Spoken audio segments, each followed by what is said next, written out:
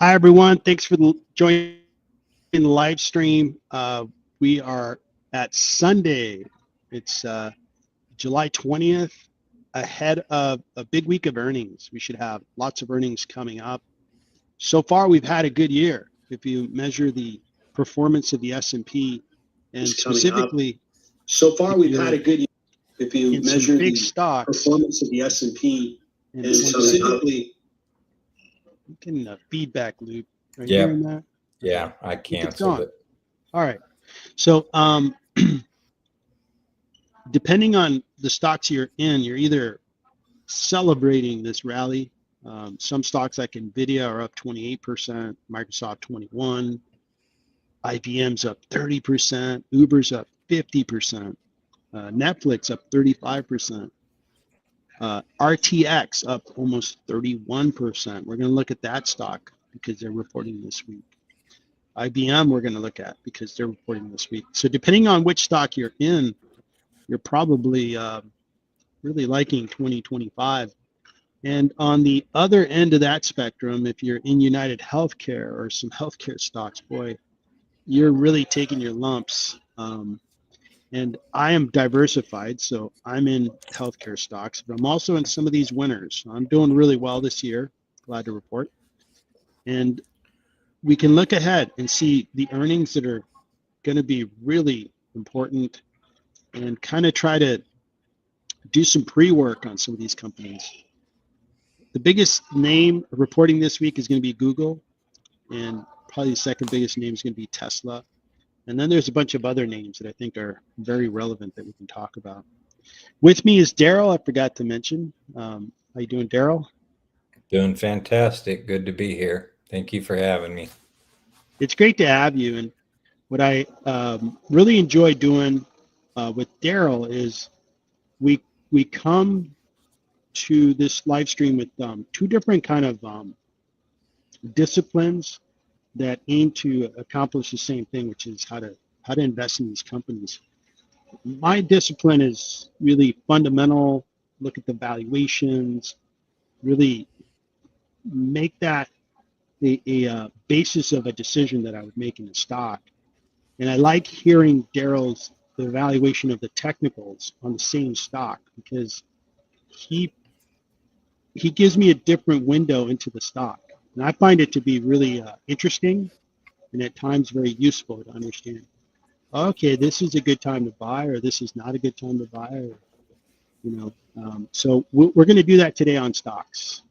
I'll take the fundamental route, and then Daryl could take the technical route.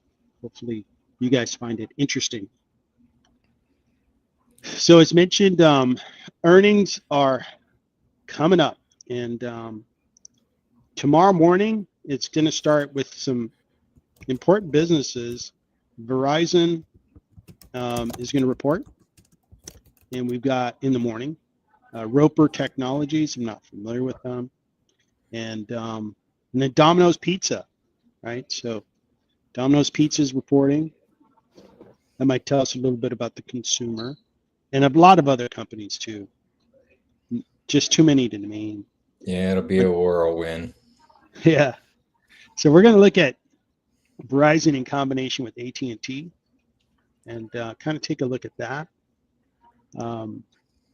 Looking at Tuesday, the big German software company SAP, who do business software, announces before the market opens. Texas Instruments before the market opens. Intuitive Surgical before the market opens, and then Chubb before the market opens. We're going to look at Chubb and SAP and Coca-Cola. Coca-Cola announces after the market closes, and then RTX announces after the market closes. They've been doing well. RTX is before the open. Is it? Oh, Yeah. I read it wrong. Sorry. I think I read those completely wrong. Yeah, Coke is also before. Coke is before the open. Philip Morris before the open. RTX before the open. Yeah. Okay, perfect. So we'll take a look at those. And then on Wednesday, this is going to be big. After the market closes, we have some big names reporting. Guys, if I add it up really quick, it's going to be about $4 trillion of market cap is going to announce after the market closes on Wednesday. And we're planning on having a watch party. Daryl and I, we're going to go over Google and Tesla as live as we can bring it to you. But for now, we're going to take a look at kind of preview Google, Tesla, IBM, if we have time, ServiceNow, and for sure AT&T. We might even get started with AT&T and Verizon as a nice way to get the mind flowing. Thursday, things continue. I think a lot of the fireworks would have been set off on Wednesday. And we've got some good businesses that are going to report. Blackstone, Honeywell, Total, Union Pacific, Intel, and so forth. Friday, no companies that I could say are on my radar. It's going to be a big week. And then the week after, it's going to be even busier. So let's get into it. Let's talk a little bit about AT&T and Verizon. AT&T is going to announce on the 23rd. And this is, I think everybody knows who AT&T is. I'm an AT&T customer. I've been an AT&T customer for some time, like 25 years. And I do I got their fiber. And boy, I'm really hooked on that fiber. The download speeds and the upload speeds are like so fast. And when I travel, I realize how nice that is because I have to wait for downloads and wait for uploads, where when I'm in my home office, boy, they just zip up and down. Market cap of AT&T, 193 billion, revenues 123 billion, and the PE ratio is 16.59. Forward P is 12.6. That looks really good. AT&T has always been a good dividend payer, 4%, 4.12%. Unfortunately, they haven't grown them in a while. After they did their cut, they haven't raised those dividends, so it's a little bit stagnant at the moment. Okay. Looking at AT&T's revenues, this is the trailing 12 months. Looks like they're just growing a tiny bit. In 2024, they were flat. 2023, they grew a tiny bit. They had a couple contracting years here. So it hasn't been a flourishing business. I think part of it is you have, AT&T is predominantly a U.S. business, and just about everybody got an iPhone or a smartphone, I should say. It could be an Android device. It could be a variety of choices. Probably about 10 years ago. I mean, my mom, who's 89, she's on her like 5th or 6th different smartphone. And she's not a technology leader. She's not like first one to be in the store getting the latest and greatest. So my point being is that, okay, it's a market that's already been matured, and there's a lot of competition. I think it's Ryan Reynolds, who's that actor. Really, really good actor. I like his movies. And somehow that guy started a telephone company. I don't know if you've noticed his commercials. And it's going quite well, and he claims, I think it's called Mint. And I think he's taking market share away from these bigs. Now, I don't think his company is going to be anything gigantic like AT&T, but it just goes to show that, hey, there's plenty of competition in this market now. One of the things you have to keep in mind with like those second tier cellular phone providers, if you read the fine print when it flies across the bottom of the screen, you get 5G for about 1 gig or 2 gig, and then it drops to 3G. Where if you have one of the large providers, AT&T or Verizon or T-Mobile, they don't have those kind of restrictions. So in my opinion, they're kind of good for like my mom. She's not a big data user. So she can get by with one of those kind of plans on a second tier provider because she just doesn't use that much. I'd be swamped in about a day. I mean, after a day, I would be stuck using 3G for the rest of the month. So got to keep that in mind when you're looking at some of those second tiers. Yeah, understood. The cash flow is good. Now it dropped by a pretty good drop because they divested DirecTV, and then they divested another piece. Didn't they have a studio? Did they have Warner Brothers? They sure did. And they divested that as well. Yeah. So then their cash flows went down, but I think it was a good idea. I think they could focus on just being the best communication company possible.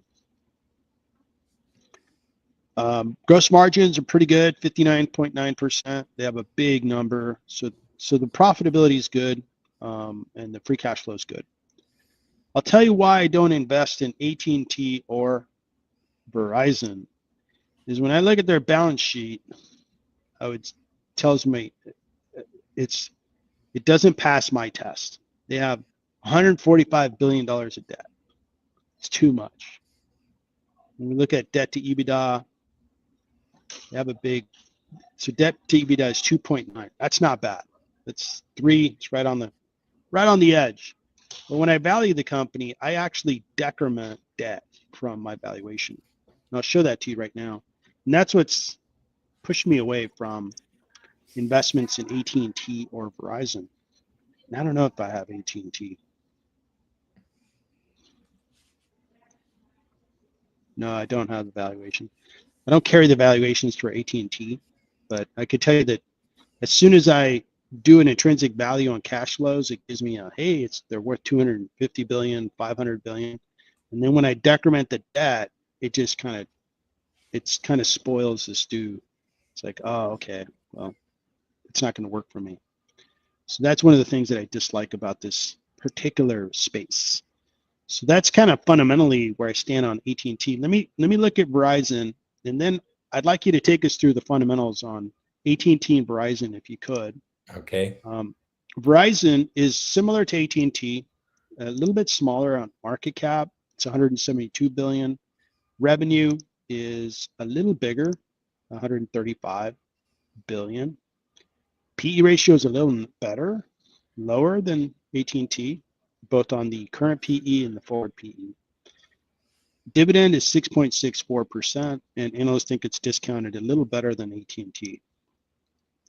They're growing a tiny bit and a little bit better than AT&T.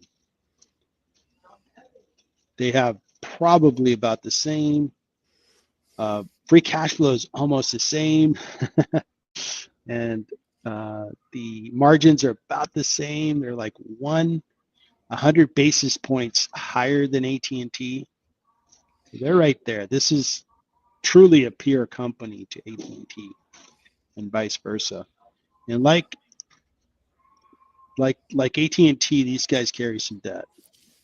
Now you can explain that debt and say, well, they have to install a lot of equipment to put in the infrastructure in order for people to have quality phone and data services. They have to, in my case, I love that fiber. Well, they had to spend the money to hire the crews to put in the infrastructure.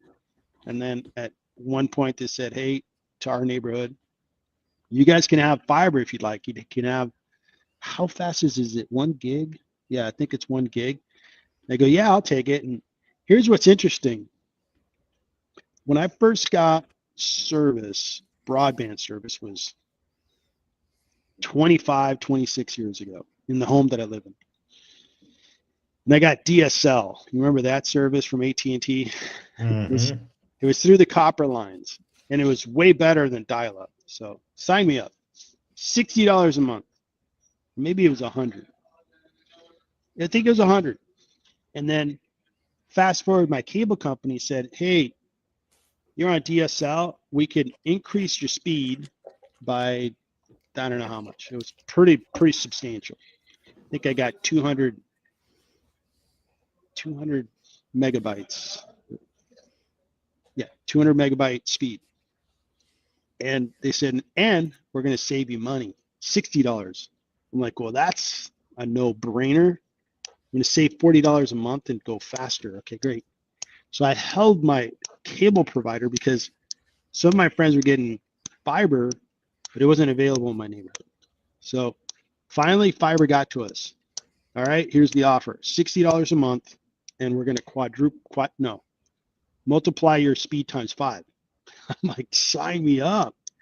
My point being is, as time goes on, the service is getting better and the price is going down per, per increment of speed, I guess.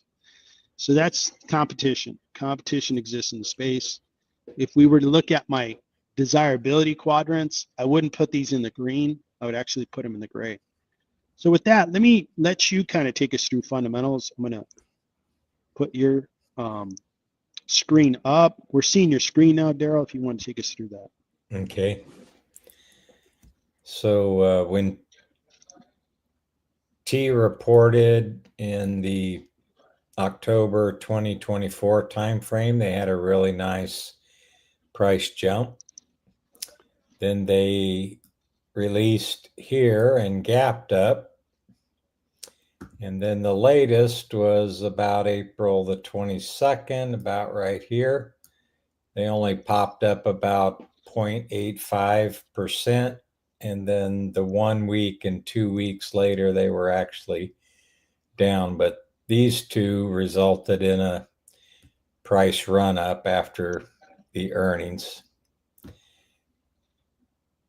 So this first quarter, AT&T takes a lot of charges related to employee costs, putting into pension funds and that kind of stuff. So their first quarter is usually the weakest of the year. So I'm hopeful for some better numbers when we get to the rest of the quarters for AT&T. AT&T is trading below its 200. No, it can't be the 200-day. 200 days here at 24. It's trading quite a bit above its 200-day. It is trading below the 20-day and the 50-day, and those both look like they could be declining at the moment. The relative strength is pretty low. We're only sitting at about 39 right now, so it's under the midpoint of 50. Mm-hmm. And the PPO is also trading below 0, so it is showing weak momentum at the moment. It's had really good accumulation over the last year. The money flow is negative. It just turned positive. But to be really bullish, you have to be at least above 0.05, and we're sitting at 0.01. So it's not a strong bullish signal at the moment. And as far as AT&T outperforming SPY, they've outperformed the SPY by 29.68% over the past year. They've outperformed their sector by 17.22%. They're outperforming their industry group by 4%. And the industry group as a whole is outperforming the S&P 500 by 23%. So you have a strong company and a strong sector and a strong industry. So how do we go ahead? Good. Well, I was just going to say that we've had such a bull run on technology, where you had NVIDIA go from 2 some odd trillion up to above 4 trillion. At some point, that's going to cool off. And for me, AT&T and Verizon are safety stocks. You could take a lot of things away from a household, but you just can't take the phone out of people's hands. Yeah, that's just not going to happen. Exactly. If I discontinued my internet service, my kids would disown me. It's like nothing personal, Dad, but if you don't have high-speed internet, we can't live here. These are necessities of life. So it's a nice safety stock, and I'm not a purely contrarian. I'm a value investor, and when you're saying, well, it's not very bullish, not a lot of attention, those are things that are kind of signals to me to pay attention. Like, hey, this might be a good investment because, yeah, they may be dull today, but we wake up 3 months from now in a nice correction, these puppies are going to be worth a lot more.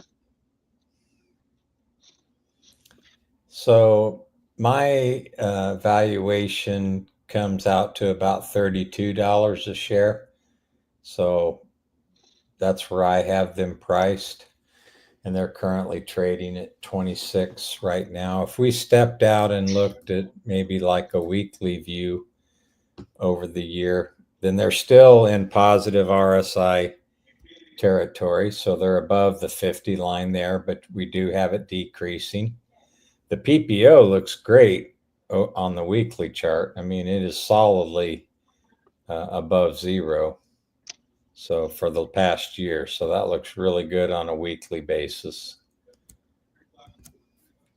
Yeah, it looks really good.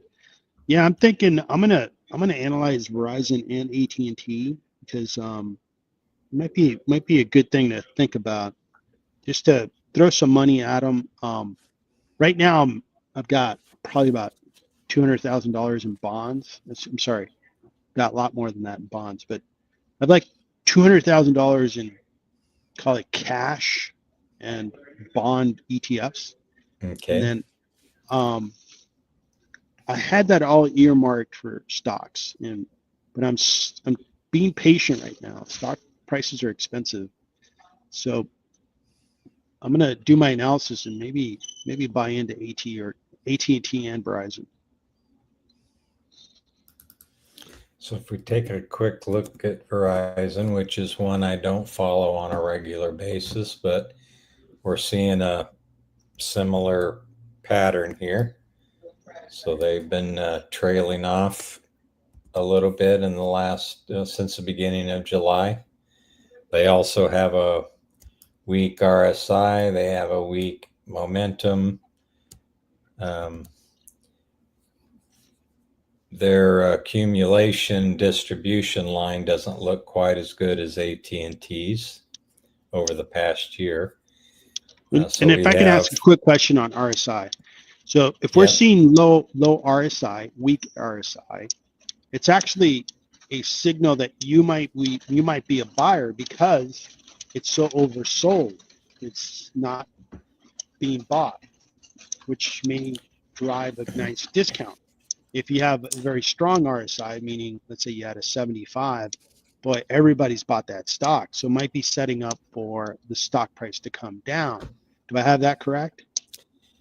In general, yes. You need to keep in mind that they can stay in that condition for a while. So here it hit the 30 line and then just stayed there, a little tiny bounce, and stayed there for quite a long time. So basically almost a month it just sat there.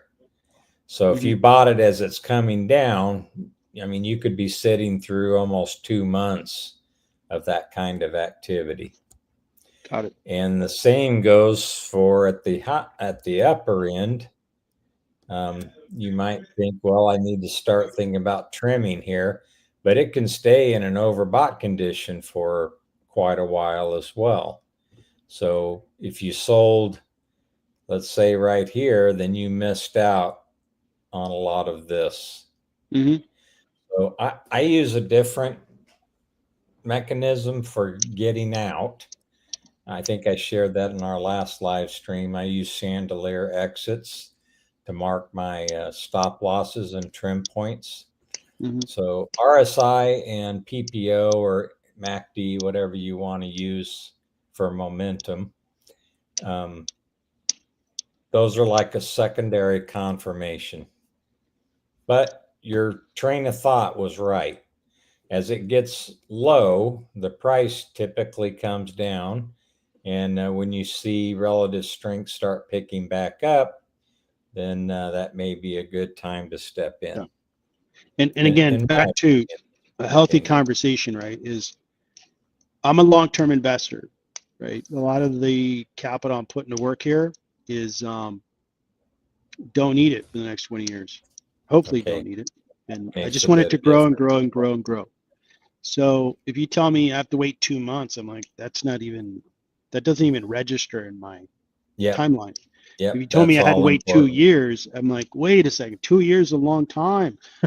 Yeah. But so when we look at RSI again, I'm trying to I'm going to wear the hat of the long-term investor, fundamentally based, and it's kind of it's an attribute to the company stock, RSI. If it's low, that's good.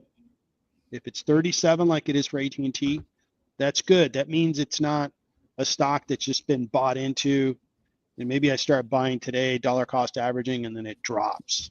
Instead, it's like, okay, you'll have some time to dollar cost average into that stock, and then you might see it, go up, and then, okay, great.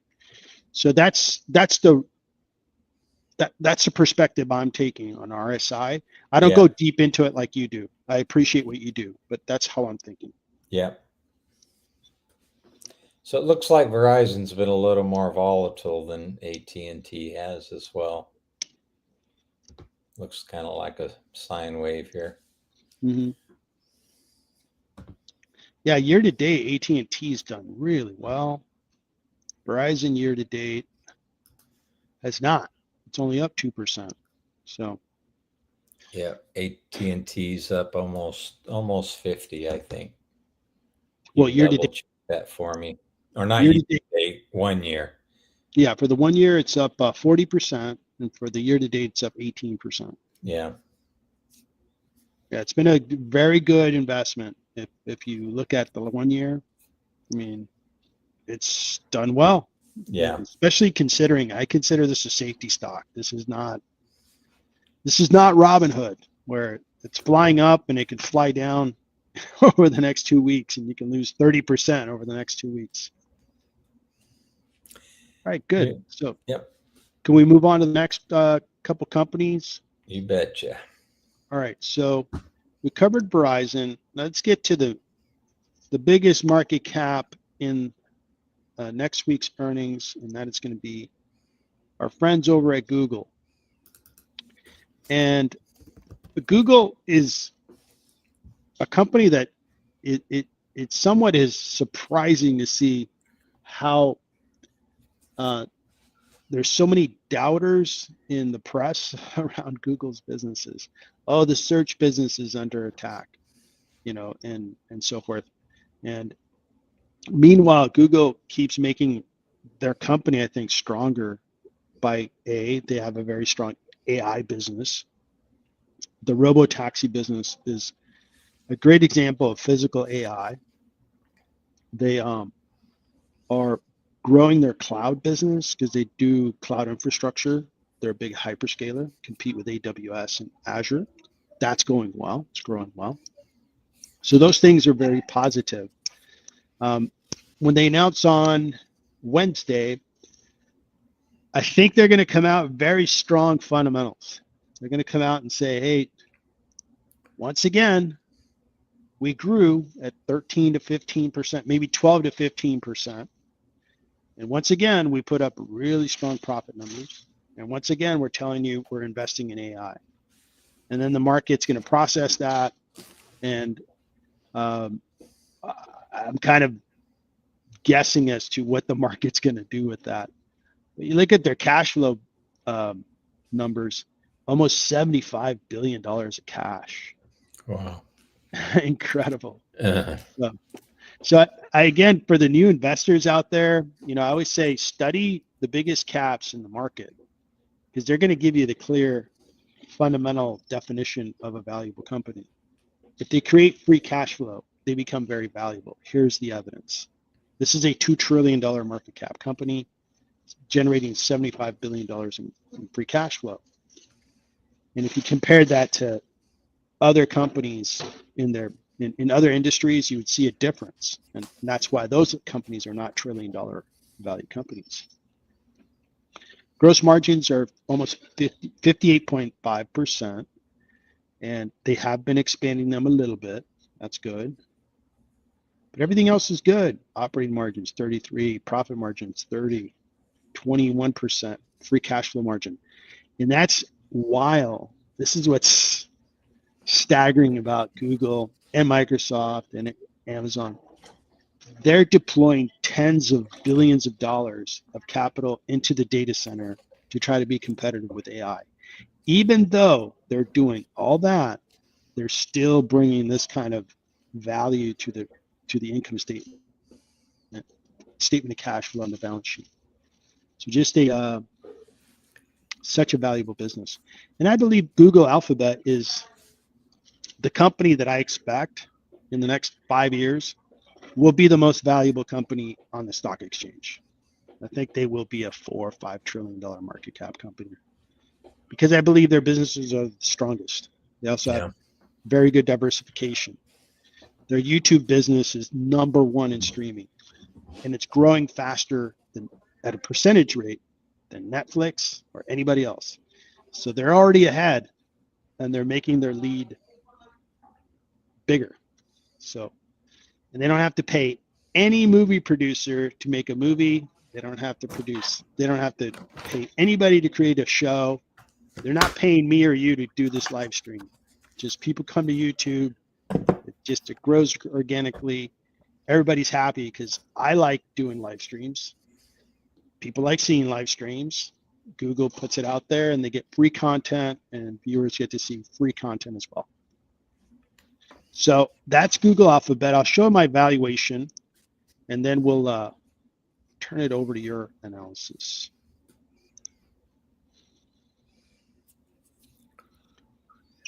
So when I value Google's incredible cash flows, and I'm growing those cash flows from 2024 by 15%, and then grow them by 20% the next 4 years, and then I grow them by 5% after that, I get to this cash flow forecast over the next 4 years, and then terminal value. Discounted by 8%. And if this drop, let's say interest rates drop, which I expect they will, like in a year, 2 or 3 years from now, this discount rate would drop. But for now, I'm going to keep it there. So the intrinsic value is very high for those cash flows. I add cash on the balance sheet, take away debt. You get to almost $4 trillion of market cap value, but their current market cap value is only 2.2. So there's a nice 42% discount if I look at the cash flows of Google.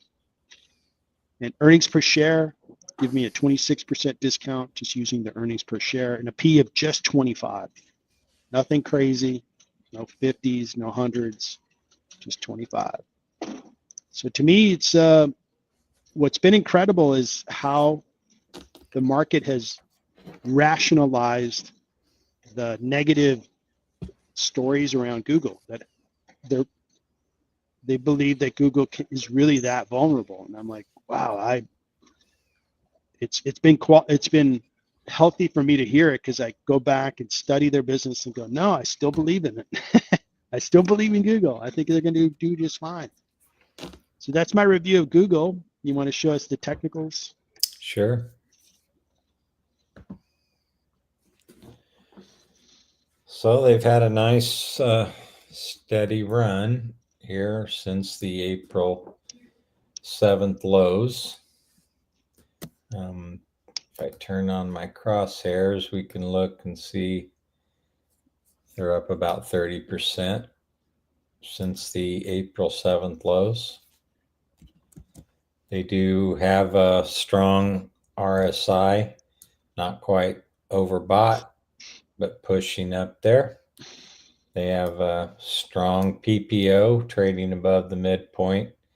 The shorter term average is above the longer term, so that indicates good stuff.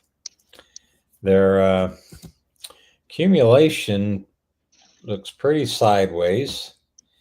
It fell off here about the beginning of July, but since that point, wow, people are picking it up right now, including me. I was also part of that.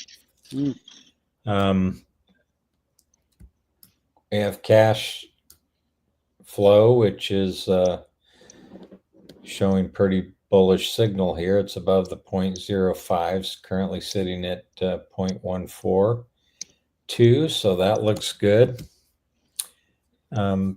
Google has underperformed the SPY, so they're sitting at minus 8.21 over the past year.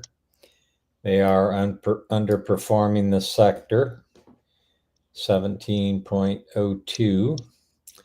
They are also underperforming the industry group, minus 14%. But the industry group itself is outperforming the SPY at the moment. Mhm. So, like you, I think if you're a believer in what Google has to offer, I am willing to take a risk on it right now. I had never owned it before, but I started buying in April, I think is when I started buying.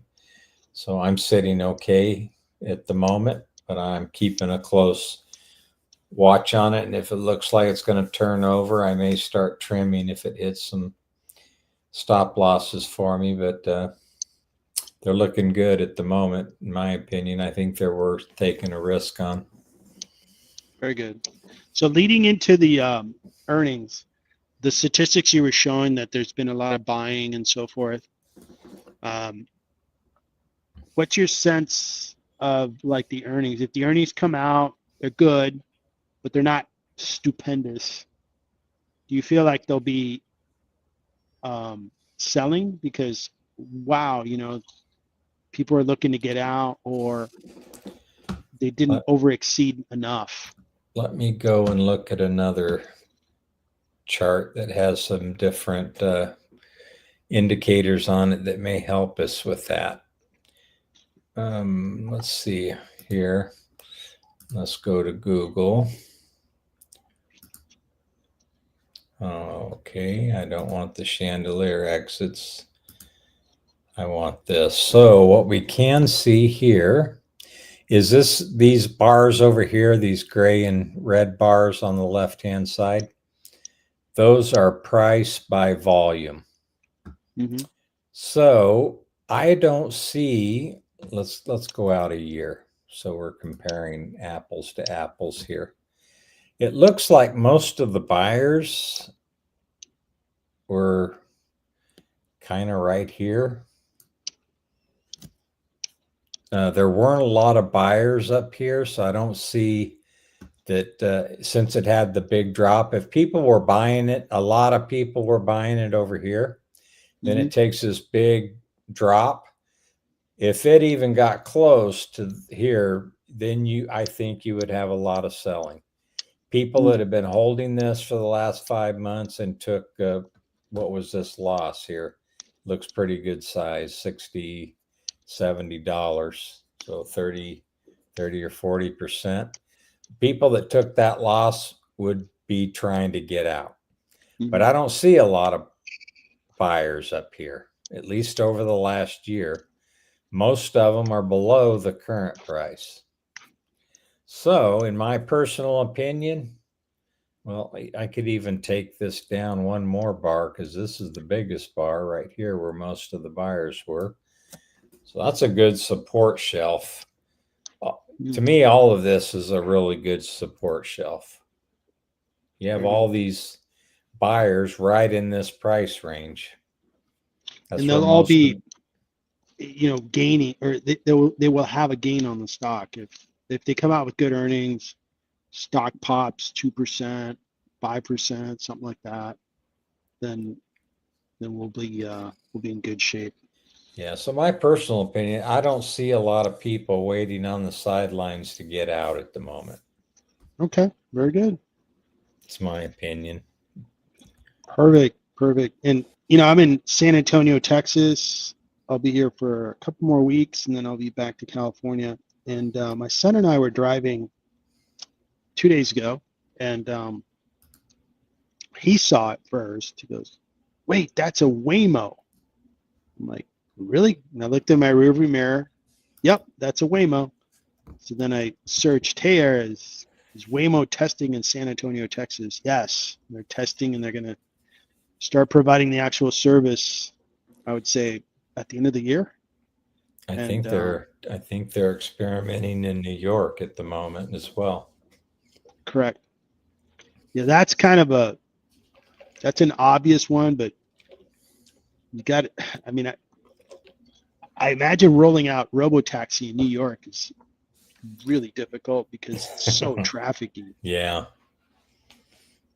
Yeah. I remember one of the worst driving traffic-wise conditions I've ever dealt with, and it was overwhelming, was the first time I went to Paris, France, and my kids were little. My older boy is maybe 10, my younger boy is 6, and we didn't have great navigation in those days, and so my wife had a map, and I thought, okay, we landed in the airport. I forgot, Charles de Gaulle, I think, airport. Yeah, that's it. And I go, hey, well, why don't we take a spin down the Champs-Élysées really quick, and then we'll spin out of town, because we were going to end up in kind of north of where Paris was, and we were going to come back. And that was the most stressful 30 minutes of driving I've experienced in my life. It was so overwhelming. I finally just gave up and said, no, we'll come back to this. But it was so confusing, and the roads are put together far different. So that's all that I imagine as they do these big cities, it's going to get harder and harder. All right, so that is Google. Looking forward to it. And we'll do a watch party and see what they come out with. Yep, that'll be pretty exciting. All right, let's turn our attention to a very reliable, very stable stock by the name of Tesla. Yep. How's that for a nice introduction? So Tesla is, boy, talk about a stock that moves. It's up 229% over the 5-year. It's up 32% over the 1 year. It's down 18% over the year to date. And you can see that it really, really moves, right? No need to make anything up on this one. It really jumps up and it really flies down, up, down. And the company really moves on the vision of the founder. The founder will lay out his vision. And there are enough people that believe the vision, believe he can do it. I'm not going to argue with that. I think he could. But in stock investing, I've been right on several occasions and lost money. But the timing was wrong. So you have to be right. You have to have the timing right. Okay. And like I invested in Webvan, which is basically grocery delivery. I knew delivery was going to be a big thing. I knew it. I just knew it 15 years ahead of when I should have invested. And I lost money. So when it comes to Tesla, I have no doubt they're going to roll out Robotaxi. No doubt. When? I think we would all like to know when. Exactly. Because one thing Tesla hasn't been good at is being accurate in timelines. They've released cars way late, like years, 2-3 years after. Oh yeah, we're gonna have the XYZ model this summer. 3 years later, it rolls out. Yeah. Cybertruck. Oh yeah, we're gonna have a Cybertruck this winter. 3 years later, it rolls out. And now we have, like the test in Austin, Texas. It was a very controlled test, and you can't say that it was a rollout because they did charge for the service, but they only invited 20, and these were cherry-picked riders that are all Tesla fans, and they successfully took the rides, and there was a Tesla employee in the passenger side of the car with a kill switch if needed, and they rode 20 people around. Well, that's not a rollout. The rollout is 200,000 people rode Tesla Robotaxi in the month of July. Right. That's a rollout. Waymo is riding millions of people right now. That's real. So this stock here is, it's the most viewed soap opera on the Wall Street, in my opinion, where a lot of people just love, if anything, they love the drama. They love the storylines. Got it. What I don't like, what I'm not in love with, is this is a $1 trillion market cap company. You're paying more than 10 times revenue for the company, but they're not growing. You're paying a PE of 188. They're not growing. They have low margins. So, hey guys, I'll flip on my Netflix and watch dramas all day long, and it costs me, I think, $20 a month. I don't want it to cost me tens of thousands of dollars in losses in the stock. Analysts think it's just priced 10.77% too high. So this stock here, not growing. I think they are going to show some really ugly numbers this quarter. They're going to say, well, sales are down 10%, but it's no big deal because this, that, and the other, and this, that, and the other. And very quickly try to pivot to, don't pay attention to the actual numbers on the income statement. Look at this shiny object and let me tell you about the future. And I think a lot of investors are going to buy into it. I'm not, but some investors will. Now, as we look at the biggest issue I have with Tesla is the margins. For every time I get reminded, you cannot think of Tesla as a car company. I go, okay, but I just get reminded every time I look at their margins and say, these are margins of a car company.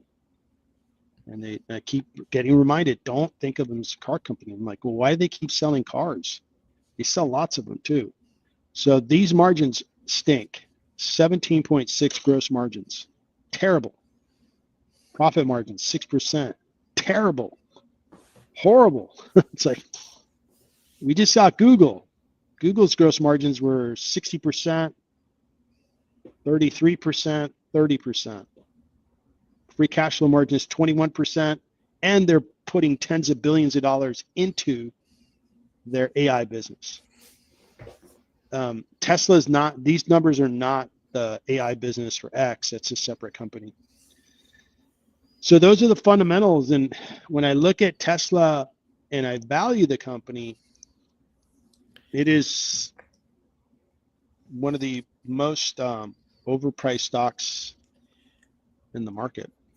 It's priced 78% too high. If I believe what they put in their financial statements, silly me, their income statement, their balance sheet, their statement of free cash flows, this is what they're worth. This is what I weigh the company value. That's what I come up with. And it doesn't matter what I think. I think if enough investors have the same mindset as I do, I think it'll bring down the stock price to something that's more rational. Right now, I think it's very irrational. So that's my position on Tesla. What's the analyst range? Can you go back to stock analysis and take a look at the analyst price range? So we have some analysts that are with me, and actually even worse. I had a higher stock target. And then you have some analysts that are up to $500 a share. So how about if you filter for top analysts? Right above that chart to the right. You already have it selected. There you go. There it is. All right. So 280 to 400. So that's what we've got. So what do the technicals show you on Tesla?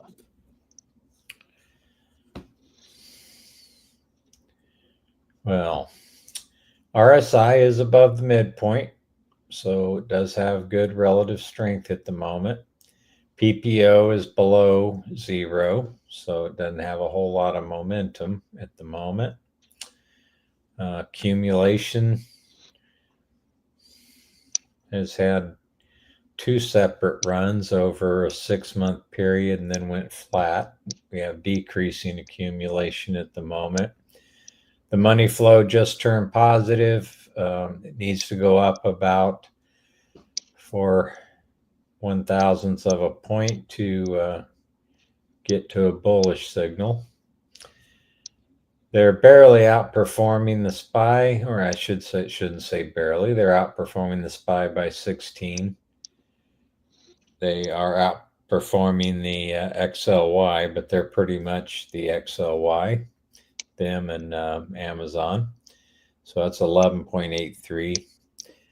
Their industry group, 5.55 outperformance, and their industry group is 10.34 above the S&P 500.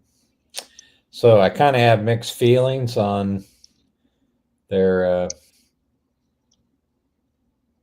RSI and PPO, but I don't ever bet against Tesla when it comes to the earnings. Every time I've been wrong, so I definitely don't bet against them. I know it's one of those.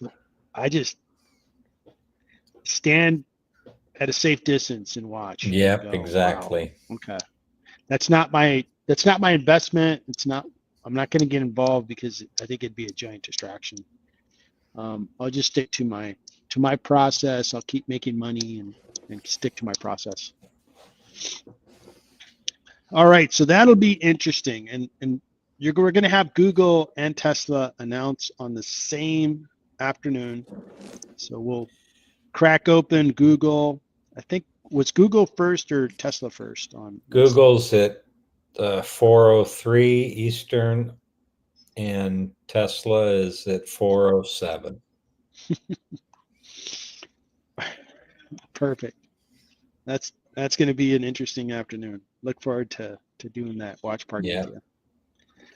All right, so we kind of hit the biggest caps we've got out there. Let's go back to let's see here. Let's go back to the Coca-Cola company and take a look at that and see what they've got going on. So Coca-Cola, this is the most famous investor, long-term investor. Warren Buffett owns Coca-Cola. He's doing great with it. 1 year, 7%, year to date, 12%. Looks good. This is a safety stock for sure. Strong buy with 9.5% discount available. Market cap at 300 billion with revenues of roughly 47 billion. So you're paying about 7 times revenue for the company. PE is 28, forward P is 23. Okay. Now the company is not a big grower, but it is a grower, right? It's growing a little bit. And they do beverages.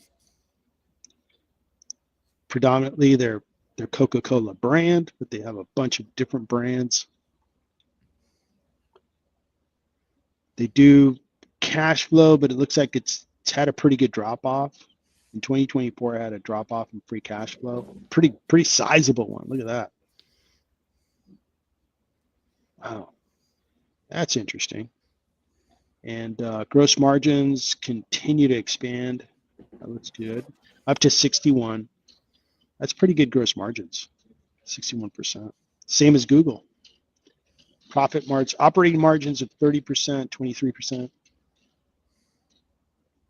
Very good. But free cash flow dropped. I wonder why. So something's going on with their free cash flow. Take a peek at their free cash flow statement to see what's going on with cash flows. Net income is very consistent for them. Depreciation's consistent. So change in net operating assets. I don't know what that is, but it had a big impact on their statement of cash flows. Okay. Looking at the forecast, we've got analysts think it's discounted by 9.5%. So it looks like all the analysts, you got 86 to 70 is the range.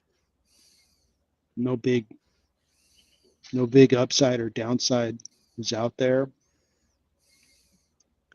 And it's going to be a steady stock. It's expected to continue to grow single digits, mid single digits, and continue to grow their profits. This is like a Warren Buffett special right here. Yep, exactly. It's just what he likes. The technicals look just like it. Yeah. Steady Eddie. Yeah. And Pepsi had a really good last week. Yes, they did. I think they went up 10% in one day. So what do the technicals look like on Coca-Cola? Since March, it's pretty much, if you went to sleep at the end of February and woke up today, you'd be about right where you went to sleep. The RSI seems to bounce right around that 50 line. PPO pretty flat. Does have some accumulation that started in February, sitting at pretty much almost an all-time high right now. Okay, we are looking at Coke. Yep, I saw this number was exactly the same as Tesla. So I wanted to make sure that I was looking at the right chart. So cash flow is positive, not really indicating a bullish signal at the moment.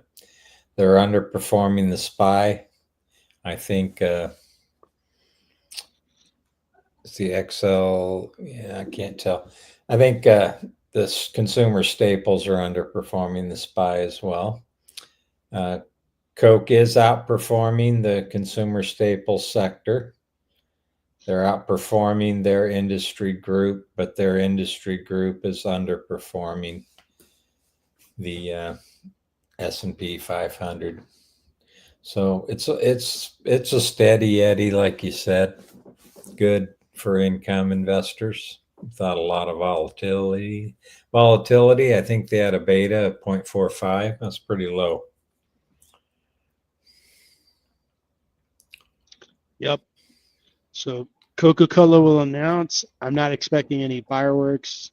I can look at Pepsi real quick since you mentioned it. And there's that big gap up that they had from about 134 up to 143.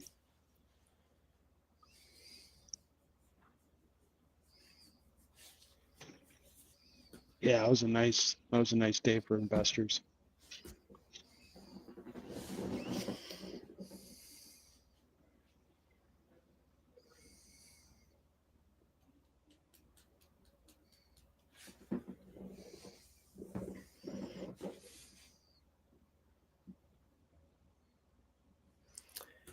What are we doing next? All right, so let's go to RTX. I think that's one we both wanted to look at. Okay. So RTX is a aerospace and defense company, and that's been a space that's been very, very hot and active with governments, especially in Europe, having to spend more on defense. Year to date, up almost 31%. The 1 year up 44%. All right. So this is a stock before the run up paid a dividend that was nice, but it's got a higher stock price now. It's a $202 billion market cap company, 81 billion in revenues. And PE 44. It seems a little expensive. Forward P is 25. Okay. Analysts think it's priced a little expensive by 3.77. Now they have good growth. 15% growth is good. So revenues 81 billion, grown at 15%, looks good. Now defense contractors, they don't have my favorite margins.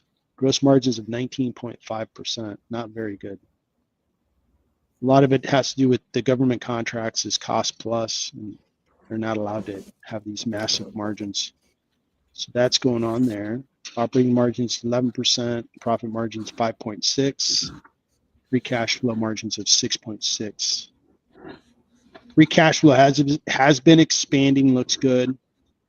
But these here are hard for me to value because I'm not overly excited with the margins they carry. And probably the best that I can do is value this company at around 100 billion. And that's assuming they don't have too much debt and they have plenty of debt. So this one's hard for me to value. I'd fall way short of 200 billion. So I'd feel like RTX is priced too high. They may have a couple of good years business wise, but they're going to have really good years to run up to raise their fundamentals up to the level of their current market cap, is my opinion there. Analysts think the stock can run up to 182.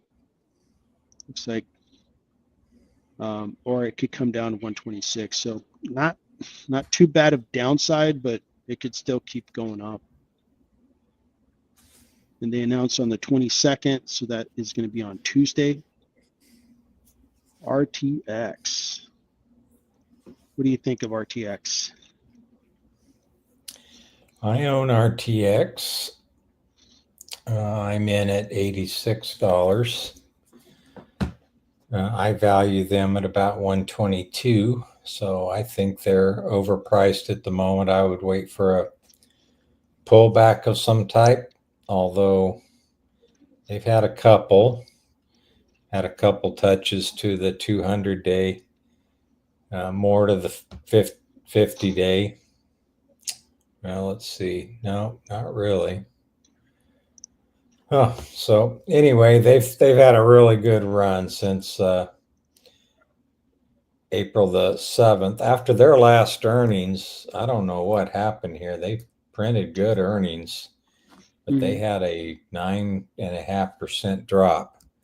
But I think investors realized they had lost their minds because it immediately shot back up and hasn't stopped since. So I'm waiting for a pullback, but I would love to have some more if I could get it on a good pullback. So the RSI looks good, getting ready to hit overbought. When it hits those levels, it doesn't seem to stay there very long, with the exception of August to September, or August of last year. It stayed pretty much above 70 for that period of time. PPO is positive. I think we do have a crossover here. If I zoom in, yeah, I can see the 12-day moving average on this is the black line. 26-day is the red line. So short term versus long term. So the short term has moved above the longer term average. So I want to ask you about your comment on RSI with RTX. So it's 69.8. Why does it look good in your mind? And what does it mean? Does it mean it looks good, the stock's going to keep going up? Give me a little more of an explanation there.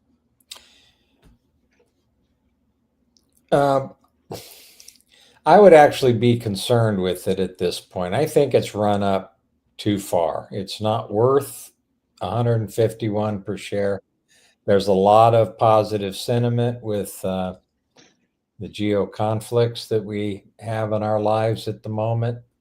The increased European spending on defense. A lot of that's going to go to RTX and LMT and GD. So they've got some good tailwinds right now, but I think it's too expensive. So it's getting close to 70. I wouldn't buy it here because it doesn't spend much time there before it actually pulls back some. And I'm really looking for a pullback. I don't want to spend this on RTX, even though they're a great company. Okay. All right, good. Very good. So all right. I don't know what to expect for the earnings. It's looking good going into it. I don't necessarily see a big drop unless they really disappoint, which I don't expect, but we'll see. Okay. So let's handle SAP. This is a German software company. Big companies use their software. to manage their operations. Like, for example, Disney is a big customer of SAP. So Disney uses them for all their accounting and HR and operations to run their business. They are a big cap, 359 billion, $37.99 billion in revenue. PE is high, 57.95, and then forward PE of 41.49. Small dividend, fairly priced according to the analyst. Over the 5-year, it's done well, almost 96%. 1 year, it's done very well, 53%. And year to date, it's done very well, 24.27. So this has been a winning stock. They are growing nicely, 10.5%. They are a fairly large company, $35 billion in revenue. These guys are headquartered in Germany, but do business around the world. A lot of their companies a lot of their customers are here in the United States, as well as in Asia, and of course in Europe. All right. They have very good margins of 73.6%. Operating margins good at 25.7, profit margins 16.3, and then free cash flow margins of 15. So very good free cash flow. I just I wouldn't be able to get to their value. I think their market cap's gotten pretty high, and let me look to see what analysts have to say. 6 analysts cover it, only 6. And when I look at what analysts are saying, one analyst thinks it could go up a bit more, and another analyst says that it can come down to 240, which would be about a 20% decrement to its current stock price. So this one here doesn't look all that compelling to me. It's a good business, but the big question I would ask is SAP, and I know SAP really, really well. I've known of them for 25 years. And I know what they do. They've been doing it really well for 25 years, 30 years, maybe even 40 years. Okay, but what are you going to do in the future? What's your AI play? What's going to be the new business that's going to create new organic growth? And I don't think SAP has much there. Would be the biggest liability of the company. So this one here would not be a buy for me. I can't get to this valuation. I can maybe get to $150 billion of market cap value, and that's about it. So investors have liked this stock. Germany is up. Its stock market is up. I own a German ETF. It's doing well. And this is one of the most valuable companies in their market, in their stock market. What do you think of SAP? Yeah, that's quite a chart there. I'm looking at 3 years here because I wanted to step back and see what it's done. That's pretty smooth. That's a beautiful chart. Yeah. And any time it fell to the 200-day moving average, only a couple times in the last 3 years, would have been an awesome time to step in. So let's look. Let's go back to 1 year. It's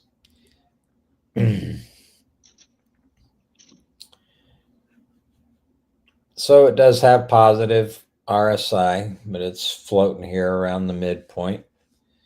Has a positive PPO. I can't tell whether it's in a crossover. No, looks like it hasn't really crossed over. So kind of stalled momentum right here, even though it is positive. It's not really changing a whole lot. Pretty good accumulation, a little bit of chop here in the middle of this period. We are positive on the cash flow, and it is above the 0.5 line, so it's bullish. Outperformed the S&P, outperforming XLK, outperforming the software industry group, and the software industry group is outperforming the S&P 500. So you have a strong company and a strong industry and a strong sector with a beautiful chart. It's one of Jeez, the best beautiful ones chart. I've seen in a long time. Yeah, that 3-year chart is like, very smooth, and the trajectory stayed very consistent. Yep. Wow. Okay. So that's SAP. And it looks like I was looking at the 3-year, the stock's more than tripled Yep. over the last 3 years. So incredible rise. Nicely done, SAP. So, at the low, the stock was at 79. This was in 2022 where a lot of stocks were low. Yep. Investors were really rewarded. Really nice upward rise. So SAP is going to announce on Tuesday, and I think it's the biggest cap stock that's going to announce on Tuesday. All right, staying in Europe, Chubb is actually out of Switzerland, and this is an insurance company, and they are $109 billion market cap. They've had a really rough, volatile year to date. They were doing real well. Then they had an earnings, and I believe they announced they had a lot of losses. They may have been losses in the Los Angeles area due to those wildfires, and the stock really cratered. Man, it came down big. Went from over $300 a share down to $274. So that was a big loss in the day. And since then, it hasn't really done much. It's just been kind of going sideways, and is down quite a bit. Over the 1 year, it's up just slightly. Over the 5-year, pretty good chart. Not as good as SAP, but that's a pretty good looking chart. $56 billion in revenue. This is insurance. PE is nice and low at 13. For the current year, 11.4 for the future forward PE. They pay dividend. Analysts think there's a discount available on the stock. The revenue keeps going up, which is good.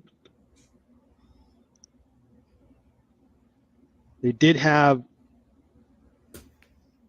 revenue slowing down. Momentum is slowing the most recent quarter.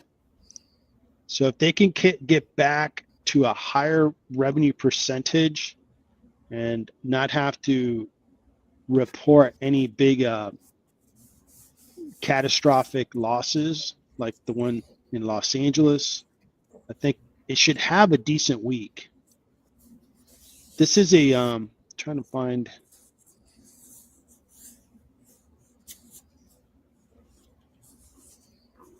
Got revenue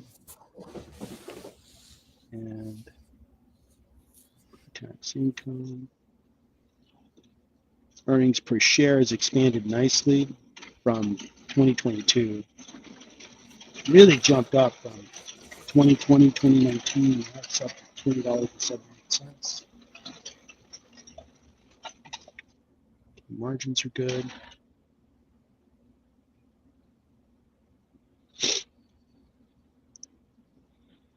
All right, so analysts, 14 of them cover the stock. Their price targets are from 335 is the high, and then 282 is the low. So everybody's thinking it's going to go higher. Okay.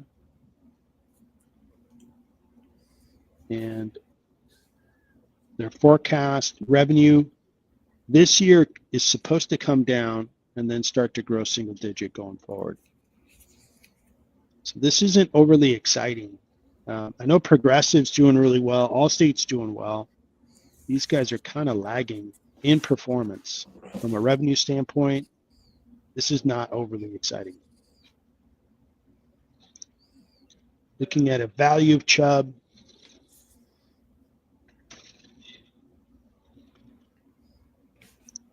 Even though they're a slow grower, they just produce a lot of cash.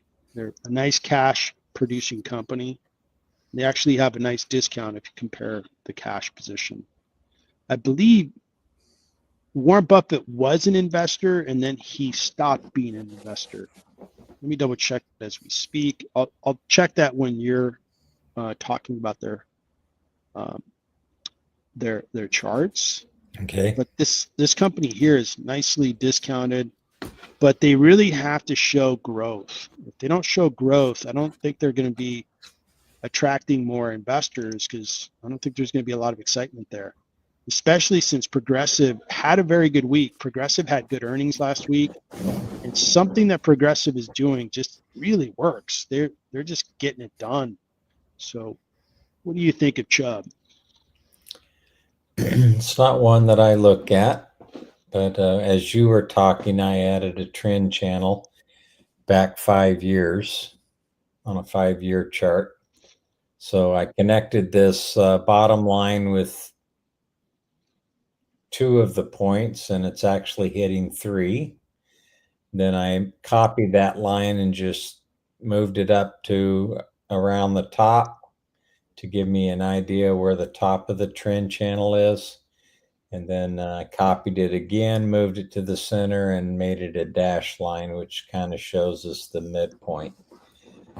So from a purely technical perspective, this looks like good support where it is. This 274 looks like pretty good support.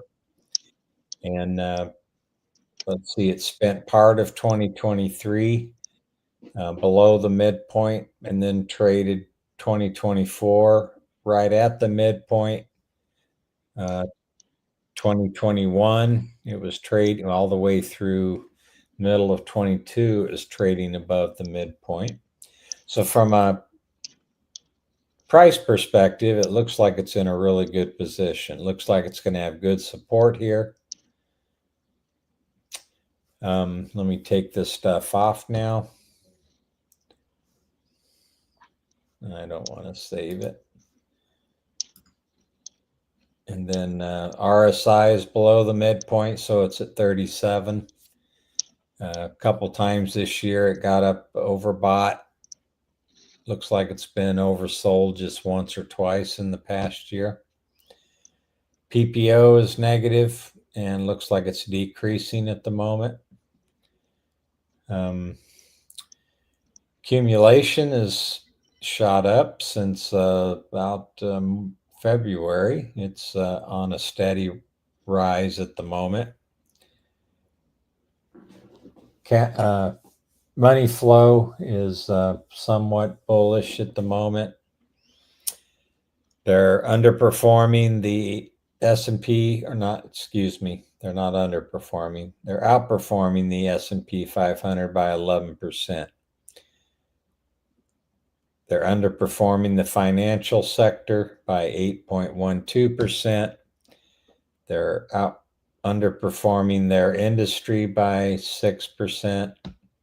And their industry is outperforming the SPY. So they're an underperforming company in their industry at the moment. I noticed the RSI is super low. It is getting pretty low. So nobody's excited about it. It's being forgotten. It is being accumulated. In fact, what does that mean? Does that mean it's being bought and it's being accumulated by somebody? Yes. It's if you look at the on-balance volume, this is an indicator that I'm not thoroughly versed in, but I know it general enough to know when things are good, and this is good right here. I don't understand all the calculations. I haven't spent that much time, but a couple of other chartists that I follow, this is one that they often have on their charts. So it's one that I need to dig into a little bit more as far as understanding how it all works underneath. I mean, Chubb, I'm hearing all the things that I like to hear about a stock before I buy it. Like, nobody likes it anymore. No, it's being forgotten. Okay, great. What I'm hearing is discount. And yep, Warren Buffett owns it. Yeah, you had it discounted, and it is at the bottom of its trend channel right now, 5-year trend channel. So Warren Buffett owns Chubb. Torrey Funds, Christopher Davis, Viking Global Investors, and Robert Goldstein. So it looks good. Warren Buffett knows insurance. That has a fairly, for me, a meaningful, credential in Warren Buffett being an investor. So interesting. We'll see how Chubb trades. I'm okay being a little bit late on Chubb because it just hasn't gained a lot of my confidence doing this. I'm like, what's going on, guys? Like, this doesn't look very good. So if it starts to move, I'm good jumping on the train, but I want the train to start moving up. Doesn't start moving up, then I think I'll forget about it. Okay, so we went over Google, went over Tesla, IBM, Big Blue. This was Apple and Google put together 50 years ago, but not anymore. It's kind of your father's or maybe even your grandfather's technology company. They've been getting it done for the last year. 52% rise year to date, 30% rise. Wow, go IBM. Over the 5-year, good winner, 139%. For a while, they just kind of like didn't do much, just went sideways up until the tail end of 2023. They started to really move. Now they're a market cap company, and the revenue is 62 billion. So they're 4.5 times revenue. Okay.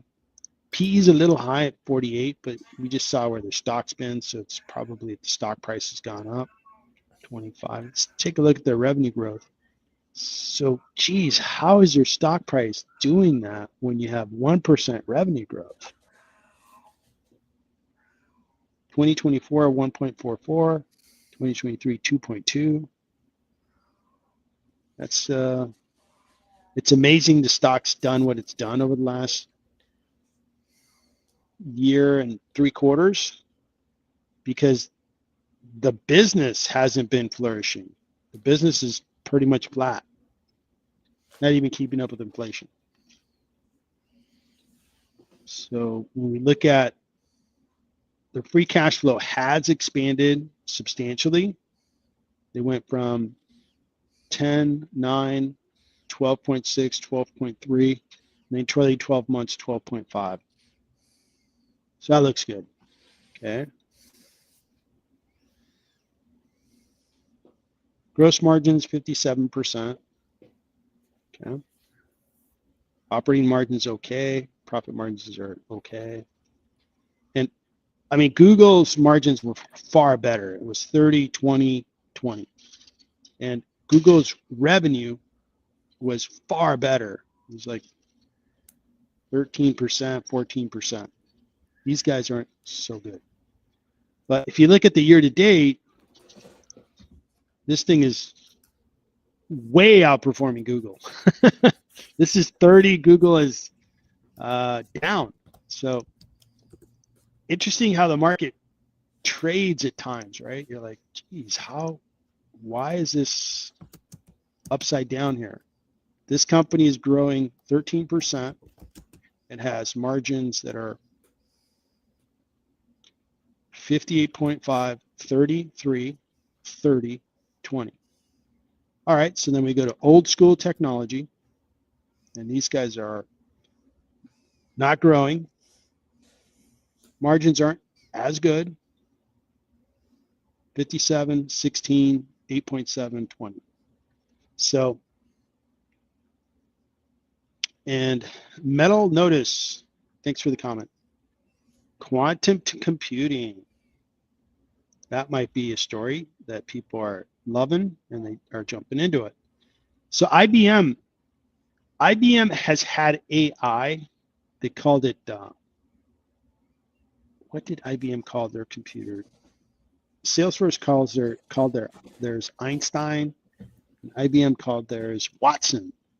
So they've had Watson for like 10 years claiming, hey, we got this AI machine. OpenAI took all the oxygen, but IBM's been there. And I can understand that they have a quantum computing business because this is IBM. They've been around forever and forever with technology. I'm still amazed at what the market will do. It'll trade on a story and just really get excited. And plus, this is a $265 billion market cap company after the run up. Google is a $2.2 trillion market cap company. So that there is a difference there. All right, so analysts think this can run up a little bit, can also lose a little bit, not too much. And the forward growth. This year, they're supposed to grow a little more, grow 4.48 in 26, 4.5 in 27, 4.5 in 28. So to me, IBM hasn't been an investment because I always look at other businesses that are in their peer group, and I think those other businesses have a better strategy ahead. They're just going to have better businesses going forward. And I don't know that IBM is going to be relevant in 10 years. That's my assessment of the company. And I work in software, I work in technology. I've known of IBM for a long time. I know some of their products, some of their solutions. It is somewhat of a mix of old things, new things, industry plays. And in this case here, I hear, they're in quantum, but so is Google. But Google doesn't really talk about it much because it isn't really ready to be commercialized. So interesting that IBM's been doing so well. What do you think of IBM? Before I look at the chart, I have this pulled up to for a definition of the accumulation distribution line. So it's basically a running total of the money flow volume. That's what makes the accumulation distribution line. And you can use it to affirm a security's underlying trend and anticipate reversals. So if the price is going up and the indicator starts going down, that tells you that the price is eventually probably going to go down as well. So it's basically a running total of money flow. So taking that example you just provided, would the inverse be expected, which is if the stock price has been going down, but the accumulation's been going up, you could expect the stock price to go up. Exactly. And I've got a few examples of that. I can't recall them right off the top of my head, but I've seen charts in the last week or two with that pattern forming on it. So theoretically, right, this is theoretically, Chubb is a buy. I think it, I don't know anything about it. That's what the charts are saying, right? Just from the chart, it actually looks like a pretty good place to buy. Yeah. That's a conclusion I would form.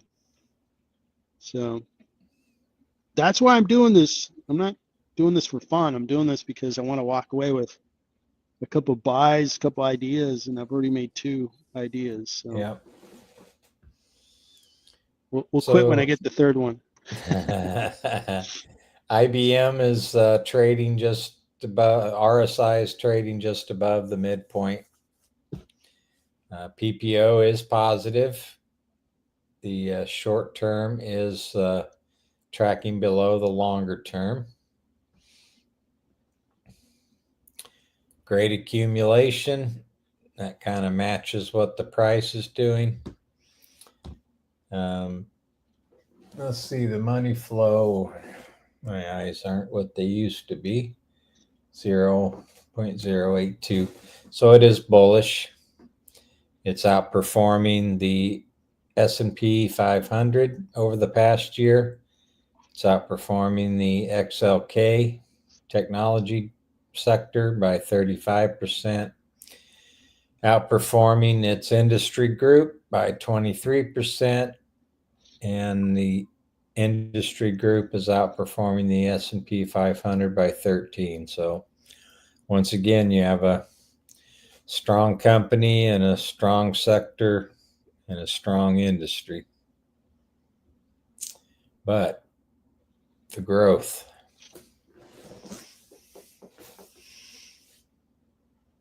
Yeah. What do you think? Yeah, I just think, part of my process is, I have to believe in the business, right? So here's my desirability quadrant. And first order of business is, okay, invest in industries that I understand. Invest in companies that I understand so that I can determine if a company is desirable or not desirable. I can determine if I looked at 4 companies that are in the same industry, which one's the most desirable and the least desirable. And this was from an earlier, conversation, kind of save this for later, but IBM for me is a company in the gray, okay? And the reason it's in the gray is it's not here because it's not growing. We just proved that, okay? In order to be here, you have to be a high growth company, be either very profitable or expanding your profits. If you're small and your profitability keeps showing an expansion, okay, that's good. Someday when you get bigger, you're gonna have big margins, great. And you have to have free cash flow. IBM can prove that they exist and they have certain technologies that are valuable, perfect. But I could load up on this here. I could say, what's stronger than IBM? Microsoft, okay, Oracle. Who's stronger than IBM? Google. There's just, I could, if I give it some thought, I can give you 5 to 10 companies that are just stronger and have been growing while these guys have been kind of idle. So what do I think of IBM? IBM is not a stock that I would swing trade because I don't think there's anything there.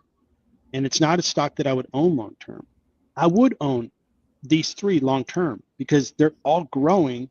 They all have certain businesses that they're great at. Microsoft, desktop applications, their Azure business is fabulous. They were early on AI ahead of the other big mega caps. Okay, Microsoft's great. Google, we just went over that. Oracle, number 1 in database, number 1 in SaaS-based business applications. They're growing really fast with their data centers. Just a lot of good stuff there. I can't mention one thing that's real. Not quantum computers doesn't count because that's future. Show me a business where IBM is number 1 and really dominating. I can't think of any business. 30 years ago, 40 years ago, they were Microsoft, but not anymore. So that's why I wouldn't invest in IBM. If you offered me IBM at a super duper discount, maybe I'd buy it, but I don't think that's the case right now. I think they're being priced probably at a premium. All right, so we're going in the 8th inning. It's time to bring in the closing rotation into the ball game. Let's talk about ServiceNow. ServiceNow is a software company. They really jumped in the AI business or the AI area early. And before I do that, let me take on Tony's question. And Tony asked about telcos, going back a little bit. The telco moats are really substantial. What do you think of small players like Mint Mobile or an equivalent? Okay, so I'm going to disqualify myself by saying that I haven't liked these telcos because of their market, because of the amount of capital they have to put into their businesses, the amount of debt that they have to put on their balance sheets.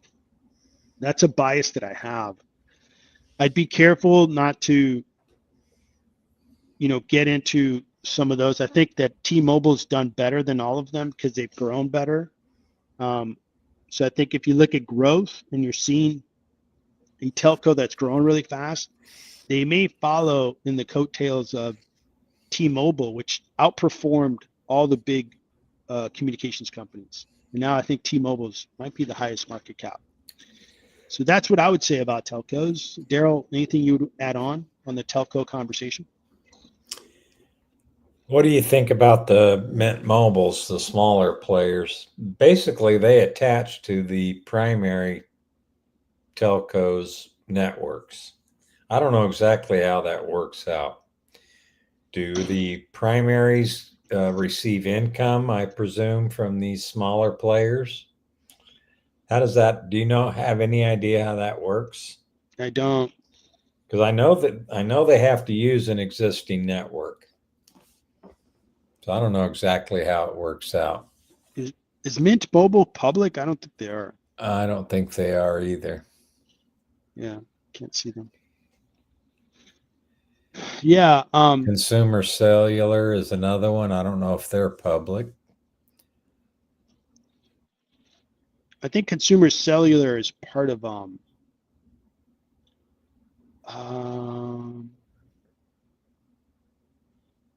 I'm drawing a blank on the other telco, but that's I think telcos. It's been surprising how, to me, it's been surprising how good AT&T has done. Good for you. I'm glad you're in it, and as well as Verizon. And I'm going to study them, but I would say that there might be an opportunity there because that is a market that isn't going away.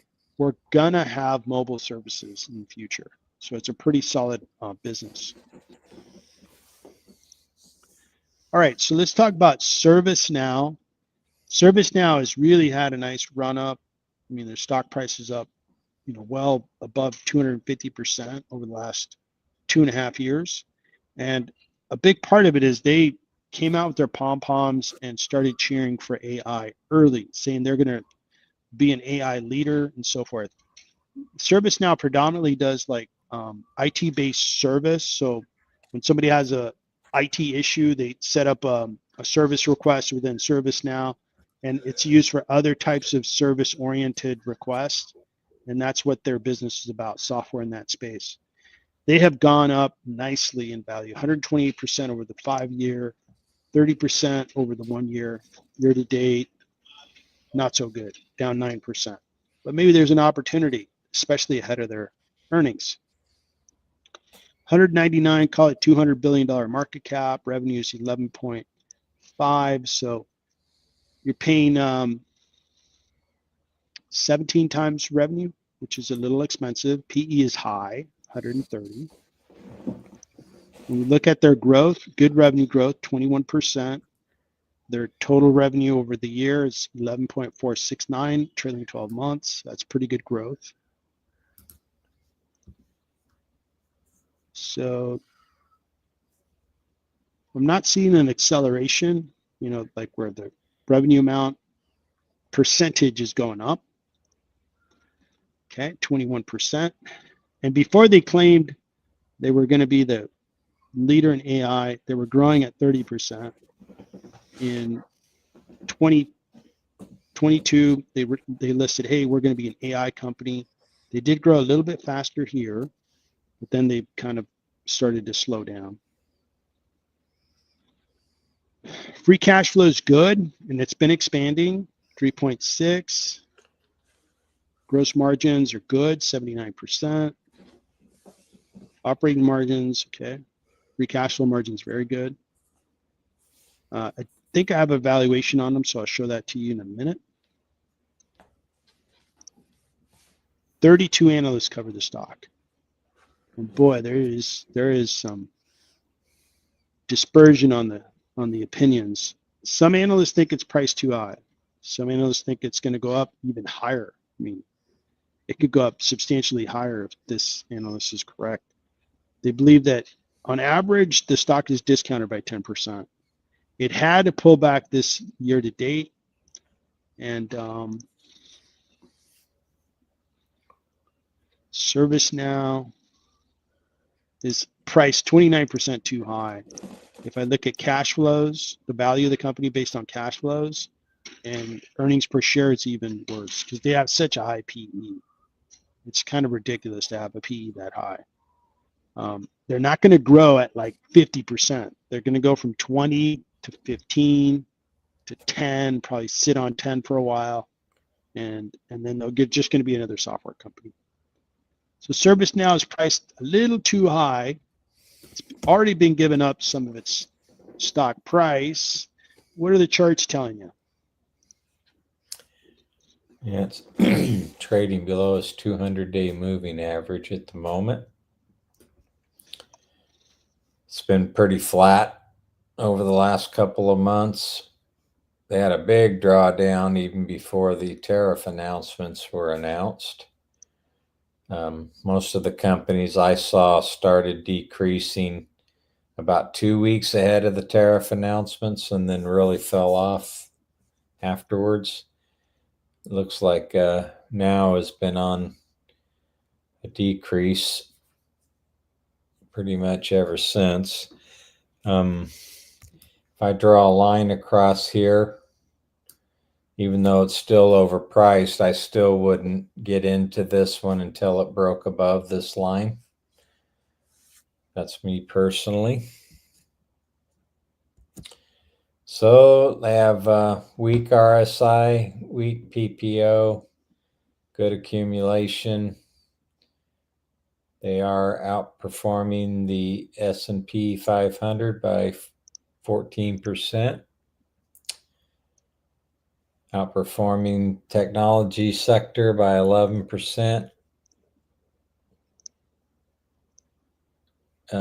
Outperforming the software industry by 6%. And the software industry is outperforming the S&P by 8%. So it's looking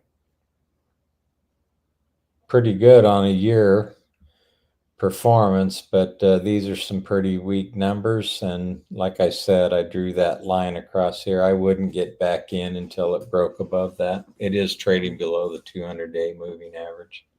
So you'd want to see kind of a rally, and then you would say, okay, I'm jumping in because now it's going to start heading higher. That would be my approach. Yeah, it's a good plan. Good plan. I've noticed. I've seen this is not one I would ever get into. They don't pay a dividend for one thing, and I'm an income investor, at least right now. That's where my focus is. So this is not something that's even on my radar. Mm-hmm. But if it were something that I was looking at, I do see that line that I drew, and that's where I would enter. Yeah, good point. The software space, I've noticed, if I look at stocks like CRM, Salesforce, and Adobe, and others, it hasn't received a lot of attention and a lot of investment. It seems like the data center, the infrastructure stocks like semiconductors, NVIDIA, Broadcom, and others are taking a lot of investment. Investors are really loving semiconductor. And they're kind of leaving software companies off to the side. They're not really excited about them. That's what I've noticed. Another software company that's in the space where ServiceNow plays, and this was asked by Noam on the stream. He's a member. Now, Nice Software is similar to ServiceNow and CRM. They do cloud-based, AI-driven digital business solutions. And when you see the letters CX, it's customer experience. And customer experience includes customer service, customer engagement, and self-service, and so forth. So this is a competitor to ServiceNow as well as Salesforce. Now, these guys I've studied their website in the past, and they are building AI solutions. And these are chatbots, and I'm sure everybody's needed service on a product or service, and you go through and you chat with a machine, chat with a chatbot, try to get your answers, so forth. And that's what these guys are trying to do as well as providing traditional software. This is a small cap. These guys, I believe, are headquartered in Israel. And one thing I was watching a different YouTube channel, and this one guy was putting up charts of countries. Of course, the U.S. market's doing well, stock market. He went around the world, and he got to Israel. Israel's stock market's going up really fast. Like, it was the biggest, tallest chart. It was kind of going parabolic. So these guys are in Israel. This stock is not going parabolic, though. So year to date, this stock is down 10%. Over the 1 year, down 15%. Hasn't really done much. $9.79 billion in market cap, revenue $2.78 billion. PE is 21, forward P is 12, discounted according to analysts by 36%. And these guys are growing 12.6%, but the latest quarter showed a softening of the business, or at least the percentage of growth really came down from 15.79 to 6.2. So that is noticeable, like what happened there. In the first quarter of last year, it had a 15% growth. All right, so the business is growing, but 1 quarter of slowdown. It'll be interesting to see when they announce, I think August 14th, how their growth is looking. Free cash flow looks very good, $835 million. Margins look good, 66.9. Operating margins of 20%, 16.77, and then free cash flow is 30%. So these are really nice numbers. So they're growing, good margins, good cash flow. And their balance sheet, $1.6 billion in cash, $538 million of debt. So they have over $1 billion of free cash to grow the business, do whatever they need to do. Looks good. 12 analysts cover the stock. There is an analyst that's very, very hot on the stock. He thinks there's a price target of $300 per share. Worst case scenario, the stock's only worth 161, which is still higher than its current stock price. So that looks interesting. When I value the stock, I think it's discounted by 29%. And I'm using a high discount rate since it's in Israel and I'm in the US. If I were to go to 8%, let's say I was in Israel, was very comfortable with this company, it'd be worth a lot more, but I'm not in Israel. I don't know the company as clearly as like Salesforce or ServiceNow, so I want a higher rate of return. Still very nicely discounted. So nice software is looking good. It's being neglected. No one's paying attention to it, but if you're a long-term investor like I am, that's a good time to kind of begin to take a position. And then when everybody likes it, you're sitting there, ready to see your stock price go up. So what do you think of nice software? It's trading below the 200-day moving average as well, and definitely a downtrend. So if I do the same technique that I did before, draw it across, I don't know, maybe about right there. For it to start breaking through and making an uptrend, it would have to break through this line right here. Actually, I would need to draw it at the peak of this one. So it would have to get up to about 173 or so to be back on an uptrend. So it's definitely been on a downtrend since November for whatever reason. The RSI is weak, sitting at 35. PPO is weak. Accumulation and distribution's been pretty choppy, and it's down at the moment. You can see money flow has been pretty heavy over the last couple of months. It's underperforming the S&P, underperforming the sector, underperforming its industry group, while the industry group is outperforming the S&P. None of that looks good to me from a technical point of view. Yeah, and again, when everybody dislikes it and it's growing and making money and that's when I start liking it even more. It's almost like, hey, perfect.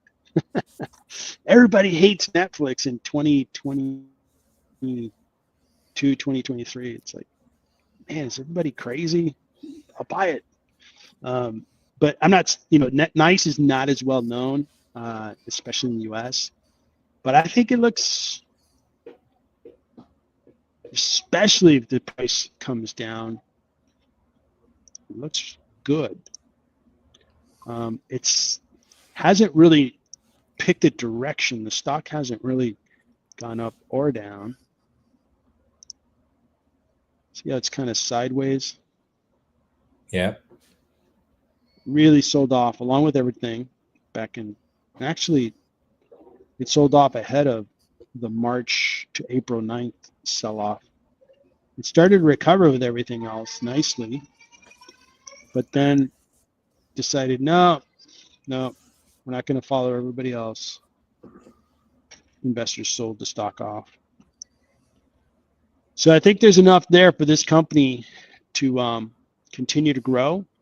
The earnings come out, I think it was the 14th of August. I think what I'm going to do is I'm going to watch it on the 14th of August.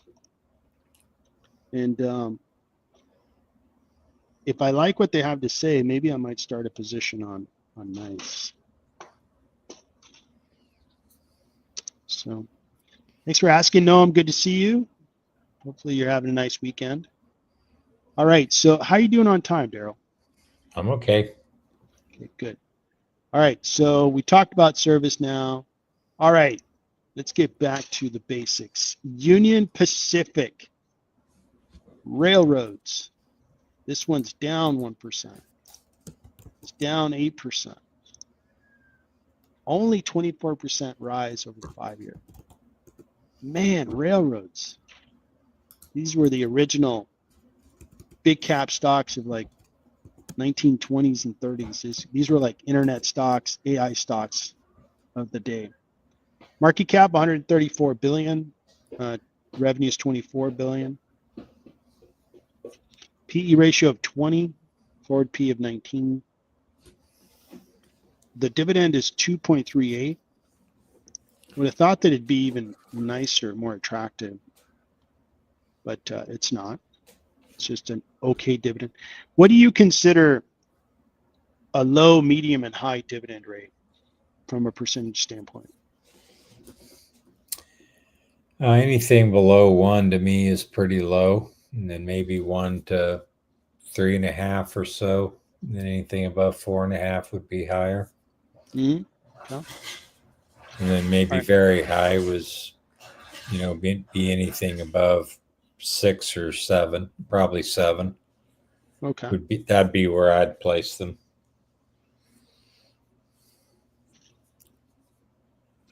Okay, so these guys are just barely growing. Not a lot of growth.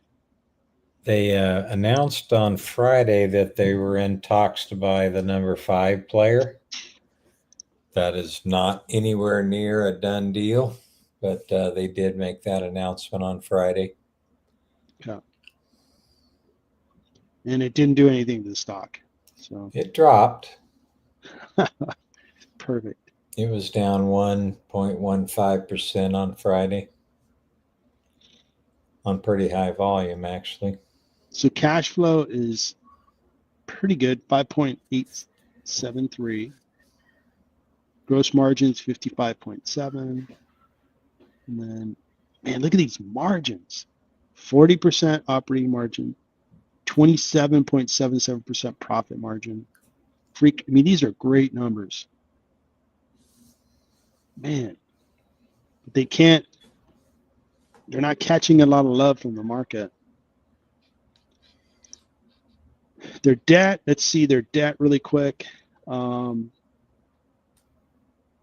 So they have about $32.5 billion of net debt, and debt to EBITDA 2.69. So they do have some debt. When I value Union Pacific, I think they're priced a little expensive, 7% too high. big part of it is this debt. It takes away from the equity value that I consider. If you took this away, then it'd be, priced probably at either even or a small discount. The earnings per share shows a small discount, but overall, it's just not discounted yet. So, what do you think of Union Pacific? It's not trading much different than where it was a year ago. So just up and down, but ends up at the same exact place it started at. It is trading below the 200-day, the 20-day, and as of Friday, even below the 50-day. The 50 days rising, the 20s rising. Looks like the 200 days decreasing. They do have declining relative strength. They do have positive PPO, but you can see the shorter term drop below the longer term, but it's still positive. That's good. The accumulation is very high. It's the highest it's been in the past year. So a lot of money's been flowing into this particular stock. Underperforming the SPX, underperforming the sector, underperforming the railroad industry, and underperforming the railroad industry is underperforming the S&P 500. The company that they announced they were in talks with is Norfolk Southern. Mm-hmm. So it might be kind of interesting. I don't know. Norfolk Southern Company, see what their price did. Yeah, they gapped up. So they gapped up from 265 the day before to 276. So this is nowhere near a done deal. I mean, they just started talking. Yeah, So, it'll probably get done. The current administration is. I don't expect they're going to block a lot of mergers like the previous administration did. yeah. So we'll see how that plays out for them. All right, and it looks like the last one on the row is Centene Corporation. These guys had a tough. It's like what was that big drop? July 1st. Boom. Yep. They withheld their guidance that day. That was also the day that or maybe the day after that the big bill. Yep, the big bill was passed. So yeah, the big bill did take away some benefits from lower income people in the U.S. So those lower income benefits included Medi-Cal, and then if you were a Affordable Care Act health insurance subscriber, the previous administration had subsidized. So if you were like low income, you wanted health insurance, you bought through Affordable Care Act, let's say the policy cost $1,000, you were only being charged like $300. I think some of those benefits were taken away. So it's going to cause maybe some people to go uninsured and go off of some of these health insurance programs. All right, so Centene Corporation operates as a healthcare enterprise that provides program services to underinsured and uninsured families. Exactly what I'm talking about. Medicaid, Medicare. Okay. So these guys are going to be hit. These guys are directly in the line of impact, and they went down a lot. Jeez, over the 1 month, 49%, 53% year to date. 1 year, 58.7. So healthcare in general has just got destroyed over the last month, and they were already having a terrible couple months. So this one here just drove this stock down substantially, down to a PE of 4 and a forward PE of 9.8. These numbers they have good numbers, growing 7%, but those are going to be affected by the changes in these programs, which are going to affect how many of their customers, of their members, are going to be affected. So that'll be interesting to see how they guide on their next earnings. Other things, they're probably going to line up with what health insurance payers are all about. Good cash flow, although their cash flow was better in the past. Okay. You could see these were, as we look at, man, this is almost like pretty much when a Democrat was in the White House, their free cash flow is much higher. And then we have a Republican in the White House and the cash flow is lower. And we know the reasons why. Okay. Not saying one side or the other is better or worse. Just pointing that out, that if we're going to have Donald Trump in office for the next 4 years, I don't know that there's going to be a lot of help provided to this industry. Margins are really tight, but that's just the way this industry is. And what is my assessment on this company? So it's discounted. It's just tough to invest in this company because they're right in the bullseye of all these changes. And I don't know that they're going to get out of this like undesirable space for a long time, like maybe 2 years. I could be wrong, but I think it's going to take a while. And what do you think? It's one that I've been wheeling basically. So I buy and sell options on this one. So even though it's down 65%, I'm only down 27 because I've made money selling it before and with options premium. But they withheld guidance here on 2nd of July or the 1st of July, fell about 40%. And since then, it's down about another 13%. They're trading below all the simple moving averages. I mean, everything just looks horrendous. This is the RSI is 14.5. Yeah, you don't see them get that low very often. And yeah, it's just horrible. Probably the UNC pulling their guidance should have been maybe a warning sign for some of these other insurers. So Elevance is in the same one that starts with an M that I can't remember the name Medina. of. Yeah, there you go. Molina Healthcare. Yeah, they're in the same position. So UNH should have been a warning signal. So, but this came out of the blue to me, other than I should have known.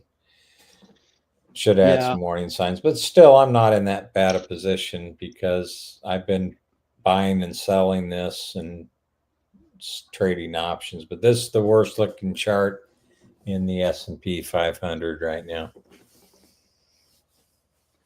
Ouch. Yeah. And again, that one, it might take a while to for it to be investable, because I just don't see that space getting any good news for a while. Yeah. I think it's just going to be a process of understanding, okay, how bad was it? And then Centene's going to have to begin to communicate, hey, this is how we're going to operate successfully. I think Elevance and United Healthcare, what they're going to be able to rely on is they do have really strong corporate businesses. Those didn't change. Okay, it's like corporate employees are going to get their health insurance. They're going to get it through United Healthcare or Elevance. And that's going to be business as usual. The lower end of the market is going to change.